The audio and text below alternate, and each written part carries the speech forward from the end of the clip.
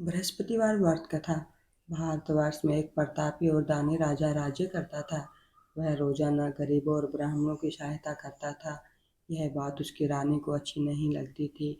वह न ही गरीबों को दान देती और न ही भगवान का पूजन किया करती थी और राजा को भी दान देने से मना करते थे। एक दिन राजा शिकार खेलने वन को गए हुए थे तो रानी महल में अकेली थी। उसी समय बृहस्पति देव साधु वेश में राजा के महल में भिक्षा लेने के लिए आए और भिक्षा मांगी। रानी ने भिक्षा देने से इनकार किया और कहा, हे साधु महाराज, मैं तो दान पुण्य से तंग आ गई हूँ।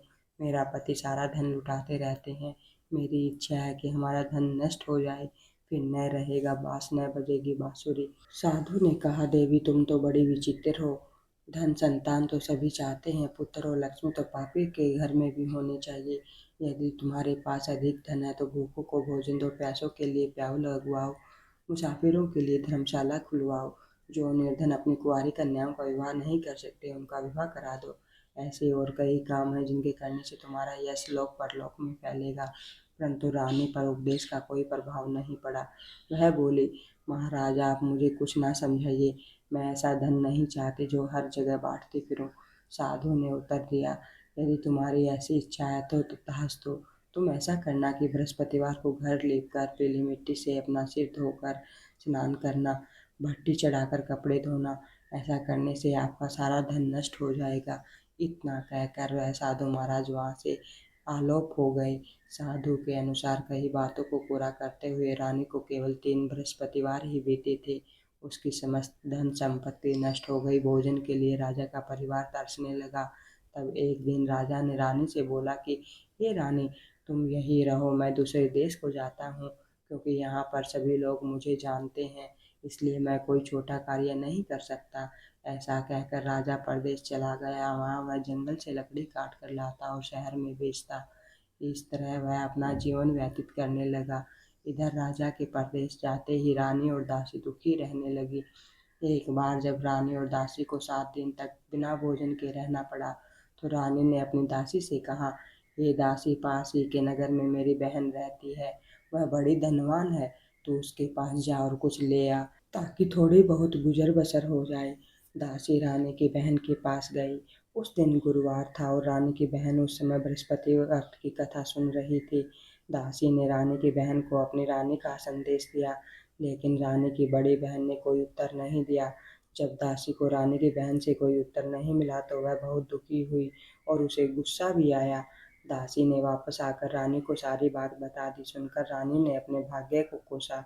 उधर रानी की बहन ने सोचा कि मेरी बहन की दासी आई थी, परंतु मैं उससे नहीं बोली, इससे वह बहुत दुखी हुई होगी। कथा सुनकर और भोजन समाप्त करके वह अपनी बहन के घर आई और कहने लगी, हे बहन, मैं बृहस्पतिवार का व्रत कर रही थी। तुम्हारी दासी मेरे घर आई थी, परंतु जब तक कथा होती है तब तक न तो उठते हैं और न ही बोलते हैं, इसलिए मैं नहीं बोली। कहो दासी क्यों गई थी? रानी बोली, बहन तुमसे क्या छिपाऊं, हमारे घर में खाने तक को अनाज नहीं था। ऐसा कहते कहते रानी की आंखें भर आई। उसने दासी समेत पिछले 7 दिनों से भूखे रहने की बात अपनी बहन को विस्तार पूर्वक सुना दी। रानी की बहन बोली, देखो बहन, भगवान बृहस्पति देव सबकी मनोकामनाओं को पूर्ण करते हैं। देखो शायद तुम्हारे घर में अनाज रखा हो। पहले तो रानी को विश्वास नहीं हुआ, पर बहन के आग्रह करने पर उसने अपनी दासी को अंदर भेजा तो उसे सचमुच अनाज से भरा एक घड़ा मिल गया। यह देखकर दासी को बड़ी हैरानी हुई।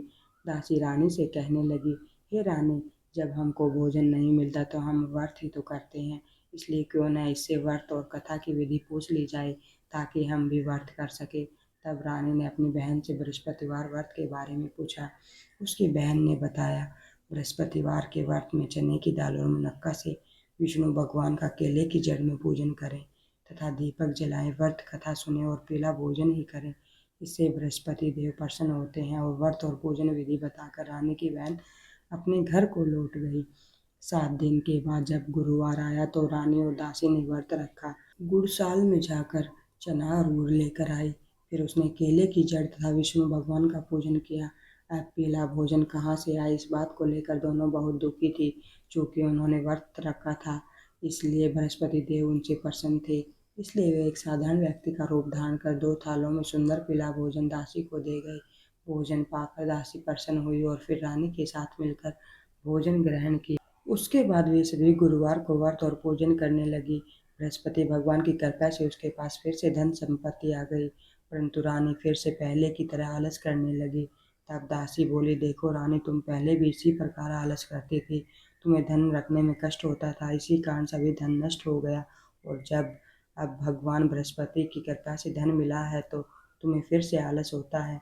रानी को समझाते हुए दासी कहती है कि बड़ी मुसीबतों के बाद हमने यह धन पाया है, इसलिए हमें दान पुण्य करना चाहिए, भूखे मनुष्य को भोजन कराना चाहिए और धन को शुभ कार्यों में खर्च करना चाहिए, जिससे तुम्हारे कुल का यश बढ़ेगा, सौभाग्य की प्राप्ति होगी और पितर प्रसन्न होंगे।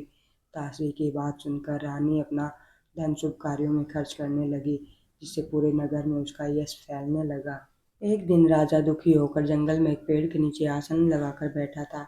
वह अपनी दशा को याद करके व्याकुल होने लगा। बृहस्पतिवार का दिन था। एकाएक उसने देखा कि निर्जन वन में एक साधु प्रकट हुए। वह साधु भेष में स्वयं बृहस्पति देवता थे। लकड़हारे के सामने आकर बोले, हे लकड़हारे, इस सुनसान जंगल में तू चिंता मगन क्यों बैठा है? लकड़हारे ने दोनों हाथ जोड़कर प्रणाम किया और उत्तर दिया, महात्मा जी, आप सब कुछ जानते हैं, मैं क्या कहूँ? यह कहकर रोने लगा और साधु को अपनी आत्मकथा सुनाई। महात्मा जी ने कहा, तुम्हारी स्त्री ने बृहस्पतिवार के दिन बृहस्पति भगवान का निरादर किया है, जिसके कारण रुष्ट होकर उन्होंने तुम्हारी यह दशा कर दी है। अब तुम चिंता को दूर करके मेरे कहने पर चलो तो तुम्हारे सब कष्ट दूर हो जाएंगे और भगवान पहले से भी अधिक संपत्ति देंगे। तुम बृहस्पतिवार के दिन कथा किया करो, 2 पैसे के चने मुनक्का लाकर उसका प्रसाद बनाओ और शुद्ध जल से लोटे में शक्कर मिलाकर अमृत तैयार करो। कथा के पश्चात अपने सारे परिवार और सुनने वाले प्रेमियों में अमृत व प्रसाद बांटकर आप भी ग्रहण करो। ऐसा करने से भगवान तुम्हारी सब मनोकामनाएं पूरी करेंगे। साधु के ऐसे वचन सुनकर लकड़हारा बोला, हे प्रभु, मुझे लकड़ी बेचकर इतना पैसा नहीं मिलता जिससे भोजन के उपरांत कुछ बचा सकूं। मैंने रात्रि में अपनी पत्नी को व्याकुल देखा, मेरे पास कुछ भी नहीं जिससे मैं उसकी खबर मंगा सकूं। साधु ने कहा, हे लकड़हारे, तुम किसी बात की चिंता मत करो। बृहस्पति के दिन तुम रोजाना की तरह लकड़ियां लेकर शहर को जाना। तुमको रोज से 2 गुना धन प्राप्त होगा, जिससे तुम भली भांति भोजन कर लोगे तथा बृहस्पति देव की पूजा का सामान भी आ जाएगा। इतना कहकर साधु अंतर ध्यान हो गए। धीरे धीरे समय व्यतीत होने पर फिर वही बृहस्पतिवार का दिन आया। लकड़हारा जंगल से लकड़ी काटकर किसी शहर में बेचने गया। उसे उस दिन और दिन से अधिक पैसा मिला। राजा ने चना गुड़ आदि लाकर गुरुवार का व्रत किया। उस दिन से उसके सभी कलेश दूर हुए, परंतु जब दोबारा गुरुवार का दिन आया तो बृहस्पतिवार का व्रत करना भूल गया। इस कारण बृहस्पति भगवान नाराज हो गए। उस दिन उस नगर के राजा ने विशाल यज्ञ का आयोजन किया और तथा शहर में यह घोषणा करा दी कि कोई भी मनुष्य अपने घर में भोजन न बनावे, न आग जलावे, समस्त जनता मेरे यहाँ भोजन करने आवे। इस आज्ञा को जो न मानेगा उसे फांसी की सजा दी जाएगी। इस तरह की घोषणा संपूर्ण नगर में करवा दी गई। राजा की आज्ञा के अनुसार शहर के सभी लोग भोजन करने गए, लेकिन लकड़हारा कुछ देर से पहुंचा, इसलिए राजा उसको अपने साथ घर लेकर चले गए और भोजन करा रहे थे। तभी रानी की दृष्टि उस खूंटी पर पड़ी जिस पर उसका हार लटका हुआ था। वह वहां पर दिखाई नहीं दिया। रानी ने निश्चय किया कि मेरा हार इस मनुष्य ने चुरा लिया है। उसी समय सिपाहियों को बुलाकर उसको कारागार में डलवा दिया। जब लकड़हारा कारागार में पड़ गया और बहुत दुखी होकर विचार करने लगा कि न जाने कौन से पूर्व जन्म के कर्म से मुझे यह दुख प्राप्त हुआ है, और उसी साधु को याद करने लगा जो कि जंगल में मिला था। उसी समय तत्काल बृहस्पति देव साधु के रूप में प्रकट हुए और उसकी दशा को देखकर कहने लगे, अरे मूर्ख, तूने बृहस्पति देव की कथा नहीं करी, इस कारण तुम्हें दुख प्राप्त हुआ है। अब चिंता मत कर, बृहस्पतिवार के दिन कारागार के दरवाजे पर 4 पैसे पड़े मिलेंगे, उनसे तू बृहस्पति देव की पूजा करना, तेरे सभी कष्ट दूर हो जाएंगे। बृहस्पतिवार के दिन उसे 4 पैसे मिले। लकड़हारे ने कथा कही। उसी रात्रि को बृहस्पति देव ने उस नगर के राजा को चौपन में कहा, हे राजा, तुमने जिस आदमी को कारागार में बंद कर दिया है वह निर्दोष है, वह राजा है, उसे छोड़ देना। रानी का हार उसी खूंटी पर लटका है। अगर तू ऐसा नहीं करेगा तो मैं तेरे राज्य को नष्ट कर दूंगा। इस तरह रात्रि के शवपन को देखकर राजा प्रातःकाल उठा और खूंटी पर हार देखकर लकड़हारे को बुलाकर क्षमा मांगी तथा लकड़हारे को योग्य सुंदर वस्त्र आभूषण देकर विदा कर दिया। बृहस्पति देव की आज्ञा के अनुसार लकड़हारा अपने नगर को चल दिया। राजा जब अपने नगर के निकट पहुंचा तो उसे बड़ा आश्चर्य हुआ। नगर में पहले से अधिक बाग, तालाब, कुएं तथा बहुत सी धर्मशालाएं, मंदिर आदि बन गए थे। राजा ने पूछा, यह किसका बाग और धर्मशाला है? तब नगर के सब लोग कहने लगे, यह सब रानी और बांदी के हैं। तो राजा को आश्चर्य हुआ और गुस्सा भी आया। जब रानी ने यह खबर सुनी कि राजा आ रहे हैं, तो उन्होंने बांदी से कहा कि हे दासी, देख, राजा हमको कितनी बुरी हालत में छोड़ गए थे। हमारी ऐसी हालत देखकर वह वापस न लौट जाएं, इसलिए तू दरवाजे पर खड़ी हो जा। आज्ञा अनुसार दासी दरवाजे पर खड़ी हो गई। राजा आए तो उन्हें अपने साथ लेकर अंदर चले गए। तब राजा ने गुस्से में रानी से पूछा कि यह धन तुम्हें कैसे प्राप्त हुआ? तब उन्होंने कहा, हमें यह धन बृहस्पति देव के इस वर के प्रभाव से प्राप्त हुआ है। राजा ने निश्चय किया कि 7 रोज बाद तो सभी बृहस्पति देव का पूजन करते हैं, परंतु मैं प्रतिदिन दिन में 3 बार कहानी तथा रोज व्रत किया करूँगा। अब हर समय राजा के दुपट्टे में चने की दाल बंधी रहती। दिन में 3 बार कहानी कहता। एक रोज राजा ने विचार किया कि चलो अपनी बहन के यहाँ हो आवे। इस तरह निश्चय कर राजा घोड़े पर सवार हुआ अपनी बहन के यहाँ को चल दिए। मार्ग में उसने देखा कि कुछ आदमी एक मुर्दे को लिए जा रहे हैं। उन्हें रोककर राजा कहने लगा, अरे भाइयों, मेरे बृहस्पति देव की कथा सुन लो। वे बोले, लो, हमारा तो आदमी मर गया है, इसको अपनी कथा की पड़ी है। परंतु कुछ आदमी बोले, अच्छा कहो, हम तुम्हारी कथा भी सुनेंगे। राजा ने दाल निकाली और जब कथा आधी हुई थी कि मुर्दा हिलने लग गया, और जब कथा समाप्त हो गई तो राम राम करके मनुष्य उठकर खड़ा हो गया। आगे मार्ग में उसे एक किसान खेत में हल चलाता मिला। राजा ने उसे देखा और उससे बोला, अरे भैया, तुम मेरे बृहस्पति देव की कथा सुन लो। किसान बोला, जब तक मैं तेरी कथा सुनूंगा तब तक 4 हरैया जोत लूंगा। जा अपनी कथा किसी और को सुनाना। इस तरह राजा आगे चलने लगा। राजा के हटते ही बैल पछाड़ खाकर गिर गया। किसान के पेट में बड़ी जोर से दर्द होने लगा। उस समय उसकी माँ रोटी लेकर आई। उसने जब यह देखा तो अपने पुत्र से सब हाल पूछा और बेटे ने सभी हाल कह दिया। बुढ़िया दौड़ी दौड़ी उस घुड़सवार के पास गई और उससे बोली कि मैं तेरी कथा सुनूंगी, तो अपनी कथा मेरे खेत पर चलकर ही कहना। राजा ने बुढ़िया के खेत पर जाकर कथा कही, जिसे सुनते ही वह बैल उठकर खड़ा हो गया। किसान के पेट का दर्द भी बंद हो गया। राजा अपनी बहन के घर पहुंचा। बहन ने भाई की खूब मेहमान नवाजी की। दूसरे रोज प्रातःकाल राजा जगा तो वह देखने लगा कि सब लोग भोजन कर रहे हैं।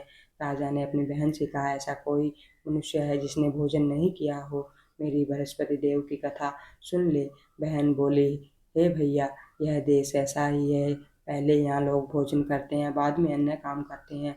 अगर कोई पड़ोस में हो तो देखा हूँ।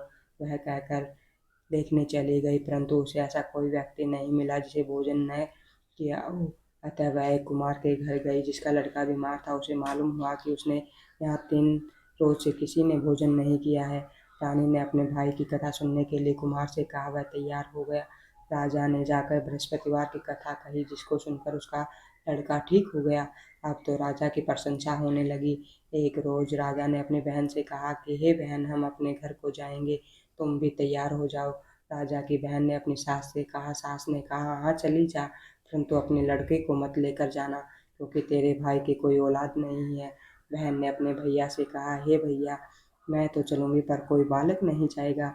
राजा बोला, जब कोई बालक नहीं चलेगा तब तुम भी क्या करोगी? बड़े दुखी मन से राजा अपने नगर को लौट आया।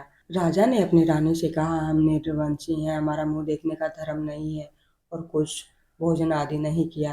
रानी बोली, हे प्रभु, बृहस्पति देव ने हमें सब कुछ दिया, हमें औलाद भी अवश्य देंगे।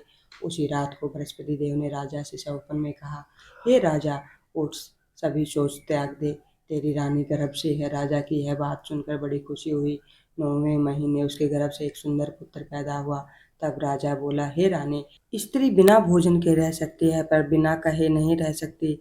जब मेरी बहन आवे तो मुझसे कुछ मत कहना। रानी ने सुनकर हाँ कह दिया। जब राजा की बहन ने यह शुभ समाचार सुना तो वह बहुत खुश हुई और बधाई लेकर अपने भाई के यहाँ आई। तभी रानी ने कहा, घोड़ा चढ़कर तो नहीं आई, गधा चढ़ी आई।